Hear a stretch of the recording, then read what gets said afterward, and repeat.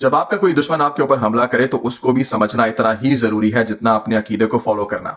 सिर्फ कुएं का मेंढक बन के अपने आप को बचाने की तदाबीर ना करना और अल्लाह के ऊपर भरोसा करना काफी नहीं है, ये ईमान की निशानी नहीं है।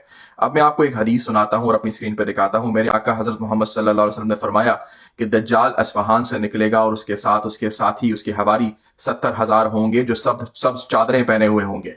अब मैं आपको समझाता हूं कि फरवरी 2026 के अंदर इसराइल ने अनाउंस किया कि वो 70,000 फौजी डिप्लॉय करने वाला है। और फिलहाल उसने ये अनाउंस किया है कि वो उसको ईरान में नहीं भेजेगा, उसको सिर्फ इसराइल के अंदर बॉर्डर्स पे तैनात करेगा। जरा जाकर देखें कि ये जो फौजी हैं इनकी यूनिफॉर्म्स के कलर क्या है।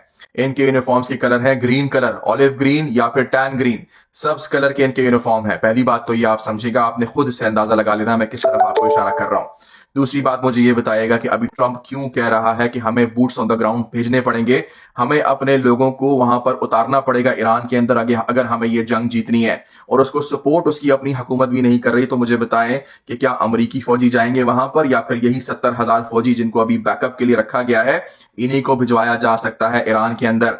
और तीसरी बात जरा समझिएगा कि 1990 के अंदर एक बहुत बड़ा रब्बाई जो कि यहूदी पादरी, उसने नेतन्याहू को जब ये बहुत यंग था ये बताया कि जल्दी करो, तुमने हमारे मसीहा के रास्ते की तमाम रुकावटें खत्म करनी है क्योंकि हमारा मसीहा नहीं आ रहा। तुम पे ये फर्ज है कि तुम ये रुकावटें खत्म करोगे। ये 1990 के अंदर था और जितने भी नेतन्याहू के सपोर्टर्स थे उन्होंने इससे यही रिजल्ट निकाला कि नेतन्याहू इजराइल का आखिरी प्राइम मिनिस्टर होगा। एक और बात यहाँ पे सोचना बहुत जरूरी है, वो ये कि इजराइल के एक बहुत बड़े रबाई ने 2022 में अपने मरने से पहले नेतन्याहू को ये कहा कि हमारे मसीहा का आना अब 100% कंफर्म हो गया है। और वो कब आएगा?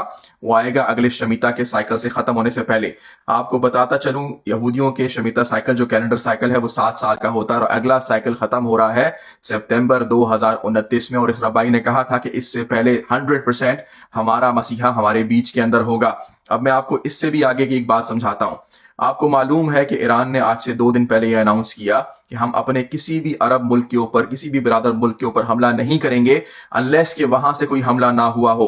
और आपको मालूम है कि कल से ही ईरान की रिफाइनरी, ऑयल रिफाइनरी उड़ा दी गई, इसराइल ने उड़ाई। लेकिन आप बताएं मुझे कि क्या इसराइल से रॉकेट आए? इसराइल से रॉकेट नहीं आए, वो रॉकेट आए बहरैन से, वो रॉकेट आए दुबई से। इसीलिए आज फिर से ईरान ने दुबई के ऊपर हमला किया। कल ईरान ने दुबई पे अटैक किया था, उसके एयरपोर्ट पे, दुबई इंटरनेशनल एयरपोर्ट के ऊपर हमला किया।